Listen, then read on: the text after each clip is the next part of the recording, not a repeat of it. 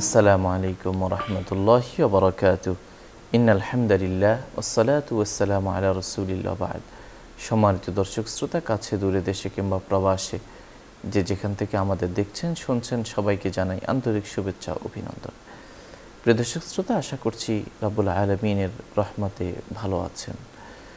আমরা দোয়া করি রাব্বুল আলামিন আমাদের সবাইকে সুস্থতার নিয়ামত দান করুন এবং পরকালমুখী হায়াত দান করুন। আপনারা জানেন, এই অনুষ্ঠানে প্রতিদিন কোরআন সুন্নাহর আলোকে আলোকিত জীবন গড়ার নির্দেশনা দেয়া হয়। নির্দেশনা দেন দেশের প্রাজ্ঞ অভিজ্ঞ ইসলামিক স্কলাররা। সেই ধারাবাহিকতায় আজও আমরা আমন্ত্রণ জানিয়েছি দেশের একজন বিশিষ্ট ইসলামী চিন্তাবিদকে। আজ আমাদের সঙ্গে যোগ দিয়েছেন শেখ আরিফ উদ্দিন মারুফ, খতিব, সার্কিট হাউস জামে মসজিদ, কাকরাইল, ঢাকা। আসসালামু আলাইকুম ওয়া রাহমাতুল্লাহি ওয়া বারাকাতুহু। আসসালামু রাহমাতুল্লাহি ওয়া বারাকাতুহু। মুহতারাম, কেমন আছেন? আলহামদুলিল্লাহ, আপনি ভালো আছেন? আলহামদুলিল্লাহ, জাযাকাল্লাহ। প্রিয় দর্শক শ্রোতা, আজ আমরা যে বিষয়ে কথা বলবো সেটি হলো ফেরেশতাদের দোয়া লাভের উপায়। আমাদের সবারই দোয়া দরকার, এবং দোয়াটা যদি কবুল হয় বা এমন মানুষ থেকে হয় যাদের কোনো পাপ নেই, এমন কোনো সত্তা থেকে যদি হয় যাদের কোনো পাপ নেই, তাহলে সেই দোয়াগুলো কবুল হওয়ার গ্যারান্টি থাকে, নিশ্চয়তা থাকে, বা অধিক আমরা আশা করতে পারি। ফেরেশতারা আল্লাহ তাআলার এমন সৃষ্টি যাদের কোনো পাপ নেই, এবং তারা আল্লাহ তাআলার হুকুমের অবাধ্য হন না। আল্লাহ তাআলা যা আদেশ করেন তাই তারা করেন। এই ফেরেশতারা কিছু মানুষের জন্য দোয়া করে থাকেন। এই দোয়াগুলো আল্লাহ তাআলা বিশেষভাবে কবুল করেন। আমরা আজ জানব ফেরেশতাদের দোয়া লাভের উপায় সম্পর্কে। আসুন আর দেরি না করে আমাদের সম্মানিত অতিথির কাছ থেকে এ বিষয়ে জানার চেষ্টা করব ইনশাআল্লাহ। জাযাকুমুল্লাহ খায়রা। আলহামদুলিল্লাহি রাব্বিল আলামিন, ওয়াসসালাতু ওয়াসসালামু আলা সাইয়্যিদিল আমবিয়া'i ওয়াল মুরসালিন ওয়া আলা আলিহি ওয়া আসহাবিহি আজমাইন, আম্মা বা'দ। আল্লাহ রাব্বুল আলামিনের মেহেরবানি এবং তারই ফজল ও করম, তিনি মেহেরবানি করেছেন আমাদেরকে। আমরা বিশেষ একটা বিষয় সম্পর্কে আলোচনা করার প্রয়াস পাচ্ছি। আমরা রব্বুল আলামিনের দরবারে শুকরিয়া আদায় করে বলি আলহামদুলিল্লাহ। আলহামদুলিল্লাহ। আমরা জানি দোয়া আল্লাহ সুবহানাহু ওয়া তাআলার কাছে অনেক পছন্দের একটি আমল। কেবল তাই নয়, রাসূল পাক সাল্লাল্লাহু আলাইহি ওয়াসাল্লাম দোয়া সম্পর্কে হাদিস শরীফে কথা ইরশাদ করেছেন যে দোয়া মুখুল ইবাদা, দোয়া হচ্ছে ইবাদতের নির্যাস। দোয়া আল্লাহ সুবহানাহু ওয়া তাআলার কাছে পছন্দ, এবং পছন্দ হওয়ার কারণেই আল্লাহ তাআলা বান্দার দোয়াকে কবুল করেন। এটাও হাদিসের মধ্যে আসছে যে আল্লাহ সুবহানাহু ওয়া তাআলা বান্দার দোয়াকে কবুল করেন যতক্ষণ পর্যন্ত কোনো হারাম কোনো জিনিস, নিষিদ্ধ কোনো জিনিস সে না চায়। তবে আল্লাহ সুবহানাহু ওয়া তাআলা বান্দার দোয়া যে কবুল করেন, এই কবুল করার ক্ষেত্রে বিভিন্নভাবে বিভিন্ন পন্থায় আল্লাহ তাআলা কবুল করেন। কখনো আল্লাহ তাআলা এরকম করেন যে বান্দা যখন চেয়েছে, যেভাবে চেয়েছে, আল্লাহ তাআলা সেইভাবেই দিয়ে দেন। আবার কখনো আল্লাহ সুবহানাহু ওয়া তাআলা, তিনি হাকিম, তিনি আলিম, তিনি সব কিছু জানেন, আলিমুল গায়ব তিনি। তো তিনি জানেন যে বান্দার জন্য এটা এখনও উপকারী হবে না, হয়তো আরও পরে হবে। তো সেটা আল্লাহ সুবহানাহু ওয়া তাআলা তার কবুলের বাস্তবায়নটা, প্রকাশটা পরে দেখান। আবার কখনো দোয়া কবুলের আরেকটা মাধ্যম বা পন্থা আছে, এরকম সুরত আছে যে আল্লাহ সুবহানাহু ওয়া তাআলা আলিমুল গায়ব, বান্দার প্রতি কল্যাণকামী। তিনি জানেন বান্দা যেটা চাচ্ছে এটা তার জন্য কল্যাণকর হবে না। তাই আল্লাহ সুবহানাহু ওয়া তাআলা এর বিকল্প হিসাবে বান্দার এটাকে আখিরাতের জন্য জমা করে রাখেন, এবং আখিরাতে হাশরের ময়দানে বান্দাকে আল্লাহ তাআলা দেখাবেন এত বড় বড় নেকি, উহুদ পর্বতের পরিমাণ। বান্দা আশ্চর্য হয়ে আল্লাহকে জিজ্ঞাসা করবে যে হে আল্লাহ, এই কী? আল্লাহ তাআলা বলবেন, ওই যে দুনিয়াতে তুমি অনেক দোয়া করেছ, যেগুলো কবুল হয়নি এগুলি আমি আমার কাছে রেখে এভাবে এটাকে বৃদ্ধি করেছি। তখন আশ্চর্যের ব্যাপার, বান্দা আল্লাহর কাছে তার আকাঙ্ক্ষা প্রকাশ করবে যে হে আল্লাহ, দুনিয়াতে যদি আমার একটা দোয়া কবুল না হইতো, কারণ আজকে হচ্ছে প্রাপ্তির দিন, পাওয়ার দিন। তো দোয়া হচ্ছে এরকম একটা বিষয় আল্লাহ তাআলার কাছে পছন্দের, এবং এক্ষেত্রে দোয়া, একটা দোয়া হচ্ছে নিজে নিজের জন্য দোয়া করা। আবার হাদিসে এই কথাও আসছে যে জাহারাত লিগাইব, হাদিসের শব্দটা আসছে যে এক ভাই যখন বা এক বান্দা যখন আরেক বান্দার অনুপস্থিতিতে তার জন্য দোয়া করে, আমি আরেক ভাইয়ের জন্য দোয়া করতেছি, এই সম্পর্কে হাদিসে আসছে যে এটা আরও বেশি কবুল হয়। তাহলে সেক্ষেত্রে ফেরেশতারা যখন বান্দার জন্য কোনো দোয়া করবে, বান্দার জন্য আল্লাহ তাআলার কাছে কিছু চাইবে, প্রার্থনা করবে, আমরা এই হাদিস থেকে বুঝতে পারছি যে এটা কবুল হওয়ার যোগ্য বেশি। আবার ফেরেশতারা, আপনি যেমন বললেন যে ফেরেশতারা আল্লাহ তাআলার এমন পাক, সাফ, নিষ্পাপ, পবিত্র সত্তা যে তারা আল্লাহ সুবহানাহু ওয়া তাআলার নির্দেশের আজ্ঞাবহ সব সময় পালন করেন, আল্লাহর কখনো নাফরমানি করেন না। এবং কোরআনে কারিমে আল্লাহ তাআলা তাদের সম্পর্কে বিশেষণ দিয়েছেন আল মুকাররাবুন, আল্লাহ তাআলার অত্যন্ত কুরব, নৈকট্যপ্রাপ্ত আল্লাহ তাআলার তারা, সৃষ্টি তারা। তাই আমরা বলতে পারি যে তাদের দোয়াটা আল্লাহ তাআলার কাছে বেশি কবুল হওয়ার মতো। রাসূল পাক সাল্লাল্লাহু আলাইহি ওয়াসাল্লামের হাদিস শরীফে এমন ক্ষুদ্র ক্ষুদ্র ছোট ছোট এমন কিছু আমলের কথা আল্লাহ রাসূল উল্লেখ করেছেন যে আমলগুলো একজন বান্দা যদি করে তাহলে ফেরেশতারা তাদের জন্য, ফেরেশতারা ওই বান্দার জন্য দোয়া করে। যেমন এর মধ্যে এক নম্বর, আমরা অনেকগুলো আমল আছে, প্রায় আপনার 10-12টার মতো এরকম আমল আছে। এর মধ্যে আমরা যদি প্রথমেই ধরি যে আমরা অনেকেই আছি নামাজ পড়ার পর আবার আরেকটা নামাজের জন্য অপেক্ষায় আমরা মসজিদেই অবস্থান করি। তাদের জন্য সুসংবাদ আল্লাহ রাসূল সাল্লাল্লাহু আলাইহি সাল্লাম দিয়েছেন যে আল মুসল্লি মা দামা ফি মুসাল্লাহু ইয়ান্তাজিরুস সালাত, নামাজের অপেক্ষায় যতক্ষণ পর্যন্ত সে তার মুসল্লা, তার জায়নামাজে বা তার নামাজের জায়গাতে বসে থাকে, ফেরেশতারা তার জন্য দোয়া করতে থাকেন আর এই কথা বলতে থাকেন আল্লাহুম্মা গফির লাহু আল্লাহুম্মা আরহামহু, হে আল্লাহ আপনি তাকে মাফ করে দিন, আপনি তাকে রহম করুন। তাহলে এই হাদিস থেকে আমরা বুঝতে পারলাম যে এক নামাজ শেষ করার পর আরেক নামাজের জন্য ইন্তজার, অপেক্ষায় থাকা ফেরেশতাদের দোয়া পাওয়ার একটা বড় অন্যতম একটি উপায়, অন্যতম একটি আমল। এবং এখানে তো এটাও হাদিসে সুখবর আসছে যে ব্যক্তি যখন নামাজের অপেক্ষায় অপেক্ষমান থাকে, বসা থাকে, তখন আল্লাহ রাসূল বলেছেন সে নামাজের মধ্যেই আছে, এই সওয়াব সে পাইতে থাকে। সুবহানাল্লাহ। তো এই যে আমলটা, এই আমলটা অনেক সময় আছে যে আমরা কাজ নাই কোনো, দেখা যায় হয়তো মসজিদের পাশে দোকানে এসে, বাজারে এসে আড্ডা মারতেছি, আলাপ করতেছি, অথচ আমি যদি সেই সময়টাতে মসজিদেই বসে জিকির আজকার করি, পরবর্তী নামাজটার জন্য অপেক্ষা করি, তাহলে একদিকে আমি যেমন ফেরেশতাদের দোয়া লাভ করতে পারছি, আবার সাথে সাথে নামাজে আছি বলে আল্লাহ তাআলার কাছে আমি গণ্য হব। দ্বিতীয় নম্বর আমল আল্লাহ রাসূল সাল্লাল্লাহু আলাইহি ওয়াসাল্লাম হাদিসের মধ্যে উল্লেখ করেছেন, যেটা এটাও একটা সামাজিক আমল এবং আমরা করে থাকি, সেটা হচ্ছে রোগী ব্যক্তিকে দেখতে যাওয়া, অসুস্থ ব্যক্তির পরিদর্শন, রোগীকে দেখতে যাওয়া, যেটাকে হাদিসের ভাষায় বা ইসলামের ভাষায় ইয়াদতে মারিজ বলে।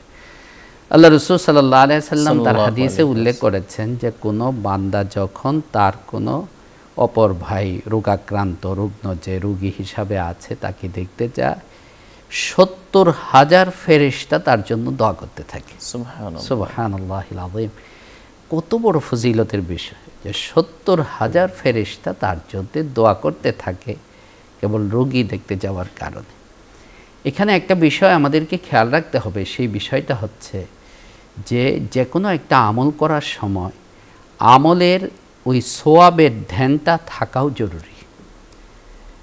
কারণ আমল আমি কি স্পৃহা নিয়ে করছি বা আমলটা করার পিছনে আমার কি দায়টা, কি প্রেরণাটা কাজ করছে, এটা শরীয়তে একটা গুরুত্বপূর্ণ বিষয়। আমি যদি নিছক এই নিয়তে যাই যে বাস একটা সামাজিক কাজ, এটা রুগী দেখতে যাচ্ছি, তাহলে কিন্তু এই স্বভাবটা আমি পাবো না। আমার ভিতরে আল্লাহর সন্তুষ্টির এই নিয়তটা আসতে হবে যে আমি তাকে দেখতে যাচ্ছি, আল্লাহ সুবহানাহু ওয়া তাআলা এই আমলের মধ্যে এই ফজিলত দিয়েছেন যে ৭০,০০০ ফেরেশতা আমার জন্য আল্লাহ তাআলার কাছে দোয়া করছে। তৃতীয় নম্বর হচ্ছে আল্লাহ রাসূল সাল্লাল্লাহু আলাইহি ওয়াসাল্লামের হাদিসের মধ্যে এসেছে যে আল্লাহ রাসূল সাল্লাল্লাহু আলাইহি ওয়াসাল্লাম বলেন, যারা নামাজের মধ্যে প্রথম কাতারে থাকে, কোনো কোনো রিওয়ায়াতের মধ্যে বর্ণনার মধ্যে আছে যে মায়ামিনিস সুফু, প্রথম কাতারের ডান দিকে যারা অবস্থান করে, আল্লাহ রাসূল সাল্লাল্লাহু আলাইহি ওয়াসাল্লাম বলেন যে ফেরেশতারা তাদের জন্য দোয়া করতে থাকে যারা ডান দিকে থাকে। কাতারের মধ্যে আমরা জানি যে প্রথম কাতারের ফজিলত হচ্ছে বেশি, আবার প্রথম কাতারের মধ্যে যারা ডান দিকে বসে, ডান দিকে অবস্থান করে যারা, তাদের ফজিলত আরও বেশি। এবং কাতারে এই জিনিসটা খেয়াল রাখতে হবে যে ডানে এবং বামে সব দিকে লক্ষ্য করে কাতারের মধ্যে যেন একটা সামঞ্জস্য থাকে। এই যে আমলটা প্রথম কাতারে উপস্থিত থাকা নামাজের জামাতে, এর তো আমরা জানি যে আরও অনেক ফজিলত আছে। একটা ফজিলত তো আমরা শুনলাম যে ফেরেশতারা আমার জন্য দোয়া করে। আল্লাহ রাসূল সাল্লাল্লাহু আলাইহি ওয়াসাল্লাম হাদিস শরীফে কথাও বলেছেন যে তোমরা যদি জানতে প্রথম কাতারে নামাজ পড়ার ফজিলতটা কি, তাহলে তোমরা হামাগুড়ি দিয়ে হইলেও সেখানে হাজির হইতে। কোনো কোনো বর্ণনার মধ্যে আছে যে এরপরে যদি তোমরা লটারি ছাড়া সেই সুযোগটা না পাইতে, তাহলে তোমরা লটারি দিতে, লটারি দিয়ে তোমরা সেই সুযোগটা নেওয়ার জন্য চেষ্টা করতে। চতুর্থ নম্বর, আল্লাহ রাসূল সাল্লাল্লাহু আলাইহি ওয়াসাল্লামের হাদিসের মধ্যে আসছে ফেরেশতারা যাদের জন্য দোয়া করে, এটাও কাতারের সাথে সম্পর্কিত, যে যারা আল্লাযীনা ইয়াসিলুনা সুফুফ, হাদিসের মধ্যে এসেছে ইয়াসিলুনা সুফুফ মানে হচ্ছে কাতারের গ্যাপকে যারা পূরণ করে, কাতারের মধ্যে গ্যাপ রাখে না। মসজিদগুলির মধ্যে অনেক সময় খেয়াল করবেন মুসল্লিরা অলসতার কারণে হোক বা না জানার কারণে হোক, তারা কাতারের মধ্যে গ্যাপ রেখে দেয়। প্রথম কাতার বা দ্বিতীয় কাতার এখনও পূর্ণ হয়নি, কিন্তু দেখা যাচ্ছে পরের কাতারে দাঁড়িয়ে যাচ্ছে, অথবা গ্যাপ রয়ে গেছে, একজন দাঁড়াতে পারে এরকম জায়গা আছে, কিন্তু সেখানে না দাঁড়িয়ে সে আরেকটু পরে যে সাইডে যে সে দাঁড়াইল। তো আল্লাহ রাসূল সাল্লাল্লাহু আলাইহি ওয়াসাল্লাম ফজিলত বলেছেন সেই ব্যক্তি সম্পর্কে যে আল্লাযীনা ইয়াসিলুনা আস-সুফুফ, যে কাতারের মধ্যে যে গ্যাপ থাকে সেই গ্যাপটা যে ব্যক্তি পূরণ করে দেয়, আল্লাহ রাসূল সাল্লাল্লাহু আলাইহি ওয়াসাল্লাম বলেন যে ফেরেশতারা তার জন্য দোয়া করতে থাকে।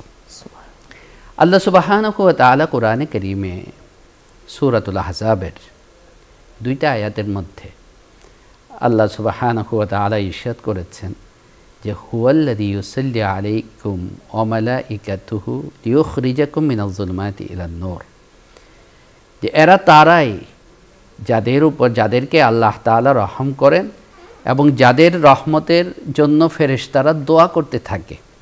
এরা কারা? এর আগের আয়াতে আল্লাহ সুবহানাহু ওয়া তাআলা উল্লেখ করেছেন ইয়া আল্লাযীনা আমানু যকুরুল্লাহা যিকরান কাসীরা ওয়া সাব্বিহুহু বুকরাতাও ওয়া আসীলা, বেশি বেশি যারা আল্লাহর জিকির করে এবং সকাল সন্ধ্যা আল্লাহ সুবহানাহু ওয়া তাআলার তাসবিহ মহিমা ঘোষণা করে। তো যারা নিয়মিত তাসবিহ পাঠ করে, আল্লাহর জিকির করে নিয়মিত, বিশেষ করে যে সমস্ত জিকিরগুলো দৈনন্দিন দিনে রাতে, নামাজের পরে, নামাজের আগে, বিভিন্ন সময় আল্লাহ রাসূল সাল্লাল্লাহু আলাইহি সাল্লাম থেকে বর্ণিত আছে, এগুলো গুরুত্বের সাথে, ইহতিমামের সাথে যে আমল করে পাঠ করে, আল্লাহ তাআলা কোরআনে কারীমের আয়াতের মধ্যে বলেছেন এই কথা যে হুয়াল্লাযী ইউসাল্লি আলাইকুম ওয়া মালাইকাতুহু, যে আল্লাহও তাদেরকে রহমত বর্ষণ করেন আর আল্লাহর ফেরেশতা যারা আছেন তাদের জন্য রহমতে দোয়া করতে থাকে। ঠিক অনুরূপভাবে আমরা জানি যে নবী করিম সাল্লাল্লাহু আলাইহি ওয়াসাল্লামের উপরে দরুদ বর্ষণ করা এটাও অনেক বড় একটা নেক আমল। নবী করিম সাল্লাল্লাহু আলাইহি ওয়াসাল্লামের উপরে যখন বান্দা দরুদ পাঠ করে, কেউ দরুদ পাঠ করে, আল্লাহ যেমন সেই বান্দার উপরে রহমত বর্ষণ করেন, এমনকি ফেরেশতারাও তার জন্যে দোয়া করতে থাকে এবং রহমত বর্ষণ করতে থাকে। দুরুদের ফজিলত আমরা জানি যে অনেক বড় একটা ফজিলতের আমল এটা। আল্লাহ তাআলা কোরআনে এই রাসূল সাল্লাল্লাহু আলাইহি সাল্লাম হাদিস শরীফে ইরশাদ করেছেন যে মান সাল্লা আলাইয়া ওয়াহিদাতান সাল্লাল্লাহু আলাইহি আশারা, যে একবার যে দুরূদ শরীফ পাঠ করবে আল্লাহ সুবহানাহু ওয়া তাআলা বিনিময়ে তার উপরে 10 বার রহমত বর্ষণ করবেন। সুবহানাল্লাহ। এবং সূরাতুল আহজাবে আল্লাহ তাআলা নির্দেশ দিয়েছেন আমাদেরকে, ইয়া আইয়ুহাল্লাযীনা আমানু ইন্নাল্লাহা ওয়া মালাইকাতাহু ইউসাল্লুনা আলান নবী ইয়া আইয়ুহাল্লাযীনা আমানু সাল্লু আলাইহি ওয়া সাল্লিমু তাসলিমা, যে তোমরা নবীর উপরে দরুদ বর্ষণ করো, দরুদ পাঠ করো, আল্লাহ সুবহানাহু ওয়া তাআলার রহমতও পাওয়া যাবে, ফেরেশতাদের দোয়াও পাওয়া যাবে। ঠিক অনুরূপভাবে বান্দা যদি কোনো মুসিবতে আক্রান্ত হয় এবং মুসিবতে আক্রান্ত হয়ে সে ইন্না লিল্লাহ পাঠ করে এবং আল্লাহ সুবহানাহু ওয়া তাআলার কাছে নিজেকে সারেন্ডার সমর্পণ করে, আল্লাহ তাআলা সূরাতুল বাকারাতে উল্লেখ করেছেন যে আল্লাযীনা ইযা আসাবাতহুম মুসিবাতুন ক্বালু ইন্না লিল্লাহি ওয়া ইন্না ইলাইহি রাজিউন উলাইকা আলাইহিম সালাওয়াতুম মির রাব্বিহিম ওয়া রাহমা ওয়া উলাইকা হুমুল মুহতাদুন, যে আল্লাহ সুবহানাহু ওয়া তাআলার পক্ষ থেকে বিশেষভাবে রহমত প্রাপ্ত হন ওই সমস্ত বান্দারা যারা মুসিবতের মধ্যে বিপদে পড়লে ধৈর্য ধারণ করে এবং এই কথা বলে যে ইন্না লিল্লাহি ওয়া ইন্না ইলাইহি রাজিউন, আমরা তো আল্লাহর জন্যই আল্লাহর কাছে ফিরে যাব। তো এই আয়াতের তাফসীরের মধ্যেও এই কথা আছে যে তাদের উপরে ফেরেশতাদেরও দরুদ বলতে এখানে দোয়া, বিশেষ দোয়া আল্লাহ সুবহানাহু ওয়া তাআলা রেখে দিয়েছেন। তো এই যে আমলগুলো আল্লাহ রাসূল সাল্লাল্লাহু আলাইহি ওয়াসাল্লাম তার হাদিস শরীফের মধ্যে উল্লেখ করেছেন, আমরা চিন্তা করলে দেখি যে আমলগুলি কিন্তু দৈনন্দিন এবং আমাদের মানে দৈনন্দিন আমলের সাথে সম্পর্কিত ছোট আমল, কিন্তু অনেক সময় আমাদের অন্তরের মধ্যে উদাসীনতার কারণে, গাফলিতে থাকার কারণে আমরা এর সওয়াবটা থেকে মাহরুম হয়ে যাচ্ছি। নফল আমলের ক্ষেত্রে এটা অত্যন্ত জরুরি যে কোনো নফল আমল বান্দার হৃদয়ের যে উপস্থিতি বা হৃদয়ের যে সচেতনতা, নফল আমলের মধ্যে এই জিনিসটা অত্যন্ত জরুরি। কারণ নফল আমলগুলি হচ্ছে এরকম অনেক আমল আছে যে আমলগুলো ওই নিয়তের মাধ্যমেই পার্থক্য হবে, যে এটাকে আমি কেবল সামাজিক হিসাবে করছি বা আমার কোনো আত্মীয়তার কারণে করছি। যেমন আমরা আলোচনা করলাম যে রুগী দেখতে যাওয়া, তো সাধারণত তো রুগী আত্মীয় স্বজন হয়, আমরা দেখতে যাই। তো এখানে আমার নিয়তটা যদি এই কথা হয় যে বাস সে আমার সন্তান বা আমার ভাই বা আমার আত্মীয়, সেই জন্য আমি তাকে দেখতে চাচ্ছি, কেবল এতটুকুর কারণে সে সওয়াবটা পাবে না।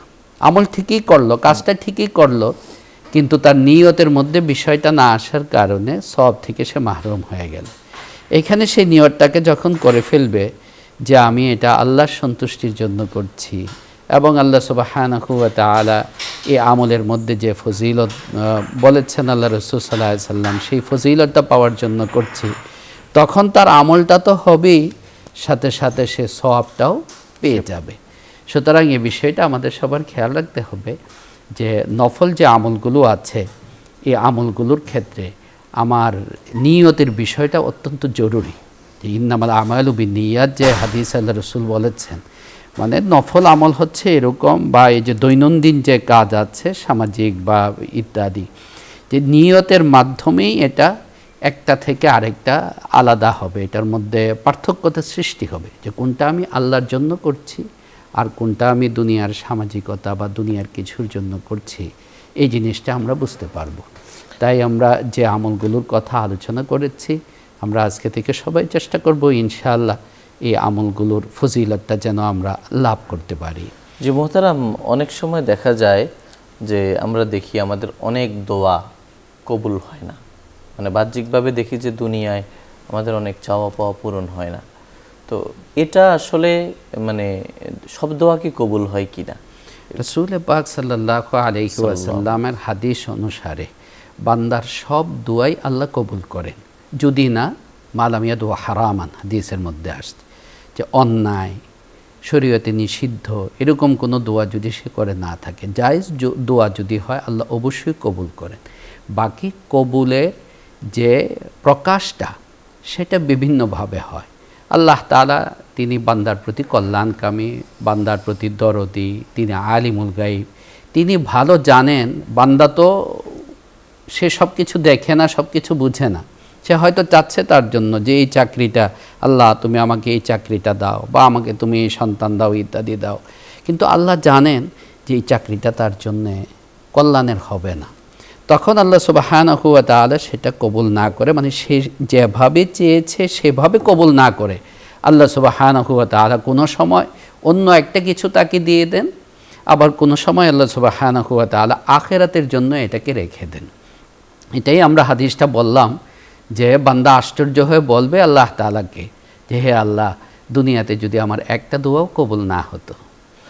আরেকটা বিষয় দেখি যে অনেক সময় যারা পাপী, অনেকে মনে করেন যে আমার অনেক পাপীদের দোয়া কবুল হবে না, যারা নেককার তাদের দোয়া কবুল হবে। এই যে এই বিষয়টাকে আপনি কিভাবে দেখেন? না, এরকম কোনো কথা নাই। তাহলে বোঝা গেল যে আল্লাহ সুবহানাহু ওয়া তাআলা সব দোয়াই কবুল করেন, তবে কবুলের যে প্রকাশটা সেটা বিভিন্নভাবে হয়, বিভিন্ন সূরতে হয়।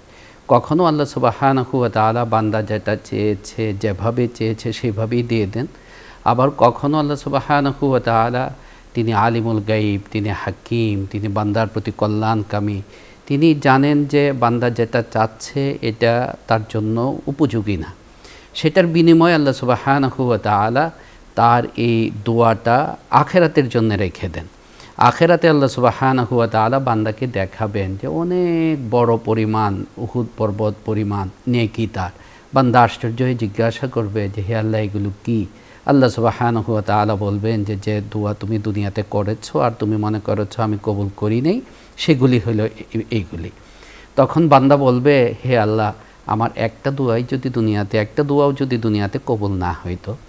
তো সার কথা হচ্ছে এটাই যে আল্লাহ সুবহানাহু ওয়া তাআলা বান্দার প্রতি কল্যাণকামী এবং তার সব দোয়াই কবুল হয়। সব দোয়াই কবুল। মুহতারাম, আমরা আপনার কাছে জানতে চাই, এই যে দোয়া আমরা বলি যে সবসময় একটা দোয়ার প্রতি একটা আগ্রহ থাকে, বা নিজেরাও দোয়া করি, অন্যদের কাছে দোয়া চাই, মুসল্লিরা মসজিদের ইমামের কাছে দোয়া চান। তো এই দোয়ার প্রভাবটা কতটুকু মানুষের জীবনে? আমরা তো শুরুতেই বিষয়টার দিকে ইঙ্গিত দিয়েছি যে একটা হচ্ছে দোয়া আল্লাহর কাছে অনেক পছন্দের একটা বিষয়। আল্লাহ রাসূল সাল্লাল্লাহু আলাইহি সাল্লাম যেটাকে বলেছেন যে মুখুল ইবাদা, ইবাদতের নির্যাস এটা। আর দোয়ার পাওয়ার তো এত বেশি যে মানে এটা বললে অত্যুক্তি হবে না যে মুমিনের আসল হাতিয়ার এবং অস্ত্রই হচ্ছে দোয়া। আর দোয়া সিলাহুল মুমিন। আপনি একটা উদাহরণ দিলে বিষয়টা আমরা বুঝতে পারবো একটা উদাহরণ থেকেই, যে আল্লাহ সুবহানাহু ওয়া তাআলা বান্দার যে তকদির রেখেছেন, এই তকদির সম্পর্কে আছে যে লা ইয়ারুদ্দুল কাদা ইল্লা দুআ, যে তকদিরকে পরিবর্তন করে দিতে পারে একমাত্র দোয়া। শুধু তাই নয়, হাদিসে তো এই কথাও আসছে যে আল্লাহ সুবহানাহু ওয়া তাআলার কিছু পেয়ারা বান্দা এরকম আছেন যে আল্লাহ তাদেরকে এত ভালোবাসেন যে তারা যদি আল্লাহ সুবহানাহু ওয়া তাআলার কাছে লাউ আকসামা আলাল্লাহি লা আবাররাহু, কসম খেয়ে আল্লাহর কাছে কিছু তারা চান, আল্লাহ অবশ্যই সেটা পূরণ করে দেন। সুবহানাল্লাহ। শুকরিয়া মুহতারাম, আপনি আমাদের বলছিলেন ফেরেশতাদের দোয়া লাভের উপায় সম্পর্কে, আমরা মুগ্ধ হয়ে শুনছিলাম। তবে আলোচনার এই পর্যায়ে আমরা সংক্ষিপ্ত মুনাজাতে অংশগ্রহণ করব। আপনারা চাইলে আমাদের সঙ্গে মুনাজাতে শামিল হতে পারেন। আমরা সকলে দুরূদ শরীফ পড়ি। আল্লাহুম্মা সাল্লি আলা সাইয়্যিদিনা মুহাম্মদ কামা সাল্লাইতা আলা ইব্রাহিম ওয়া আলা আলি ইব্রাহিম ইন্নাকা হামিদুম মাজিদ। আল্লাহুম্মা বারিক আলা মুহাম্মদ ওয়া আলা আলি মুহাম্মদ কামা বারাকতা আলা ইব্রাহিম ওয়া আলা আলি ইব্রাহিম ইন্নাকা হামিদুম মাজিদ। আস্তাগফিরুল্লাহ আল্লাযী লা ইলাহা ইল্লা হুয়াল হাইয়ুল কাইয়্যুম ওয়া আতুবু ইলাইহি লা হাওলা ওয়া লা কুওয়াতা ইল্লা বিল্লাহিল আলিয়্যিল আযীম। আলহামদুলিল্লাহিল্লাযী বিইজ্জাতিহি ওয়া জালালিহি তাতিম্মুস সালিহাত। আলহামদুলিল্লাহিল্লাযী বিইজ্জাতিহি ওয়া জালালিহি তাতিম্মুস সালিহাত।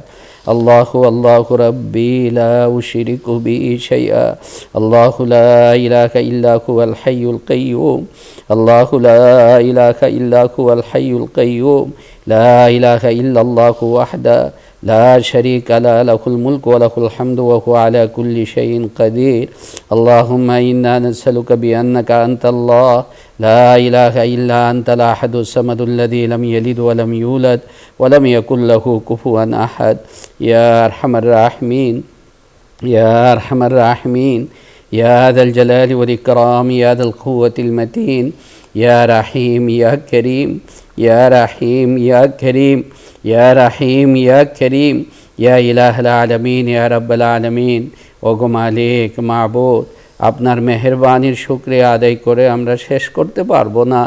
আপনি মেহেরবানি করেছেন বলেই, আপনি তৌফিক দান করেছেন বলেই আমরা আপনার শাহী দরবারে আমরা আপনার আজিম ও শান দরবারে হাতটা তুলতে পেরেছি। ওগো মালিক মাবুদ আর একটু মেহেরবানি করে আমাদের এই হাত তোলাকে আপনি কবুল কইরা নেন, আমাদের এই হাত তোলাকে আপনি কবুল কইরা নেন, আমাদের সব নেক চাওয়া পাওয়া আপনি কবুল কইরা নেন, সব নেক মাকসাদকে আপনি পূরণ কইরা দেন, আমাদের সকলের গুনাহ খাতা আপনি মাফ কইরা দেন, আমাদের পিতা মাতাকে মাফ কইরা দেন, বিবি বাচ্চা ভাই বোন ময় মুরব্বী আত্মীয় স্বজন বিশেষত যারা মারা গেছেন সকলকে মাফ কইরা দেন। ও মালিক মাবুদ আজকে আমরা যে আমলগুলোর কথা আলোচনা করলাম, যে আমলগুলো করলে আপনার বিশেষ রহমত পাওয়া যায়, ফেরেশতাদের দোয়া পাওয়া যায়, আপনি মেহেরবানি করে সেই আমলগুলো করার তৌফিক আপনি আমাদেরকে দান করেন, এর ফজিলত আপনি আমাদেরকে দান করেন, আপনার পছন্দিদা নেককার বান্দাদের অন্তর্ভুক্ত আমাদেরকে কইরেই নেন। ও মালিক মাবুদ আমাদের মধ্যে অনেকে অসুস্থ আছেন, আপনি মেহেরবানি করে তাদেরকে সুস্থ কইরা দেন, অনেকে পেরেশানগ্রস্ত আছেন তাদের পেরেশানি দূর কইরা দেন, অনেকে অভাব অনটনে আছেন তাদের অভাব আপনি দূর কইরা দেন, আমাদের শরীর স্বাস্থ্য কামাই রোজগার আপনি বারাকাত দিয়া ভরপুর কইরা দেন। ও মালিক মাবুদ আমাদের আজকের এই অনুষ্ঠান এই আলোচনাকে মেহেরবানি করে আপনি কবুল কইরা নেন, যারা এই আলোচনা পরিচালনা করছেন, ব্যবস্থা করছেন, ইন্তজাম করছেন, আপনি তাদেরকেও কবুল কইরা নেন, দুনিয়া ও আখিরাতের ভালাই কল্যাণ আপনি তাদেরকে দান করেন, সব ধরনের মন্দতা থেকে আপনি ফিরায় রাখেন। ও মালিক মাবুদ মৌতের সময় আপনি আমাদের সকলকে কলিমা নসিব করেন, ঈমান ও মাগফিরাতের সাথে মওত নসিব করেন। ও মালিক আমাদের দোয়াকে আপনি কবুল কইরেই নেন, আমাদের দোয়াকে কবুল কইরেই নেন। ওয়া সাল্লাল্লাহু ওয়া সাল্লাম আলা সাইয়্যিদিনা মুহাম্মাদ ওয়া আলিহি ওয়া সাহবিহি আজমাইন। আমিন আমিন আমিন বিরহমাতিকা ইয়া আরহামার রাহিমিন। সম্মানিত দর্শক শ্রোতা, এতক্ষণ ধরে অত্যন্ত ধৈর্য সহ আপনারা শুনছিলেন আপনাদের প্রিয় অনুষ্ঠান আলোকিত প্রতিদিন। পুরো সময় আমাদের সঙ্গে থাকার জন্য ধন্যবাদ। ওমা আলাইনা ইল্লাল বালাগ। আসসালামু আলাইকুম ওয়া রাহমাতুল্লাহি ওয়া বারাকাতুহু।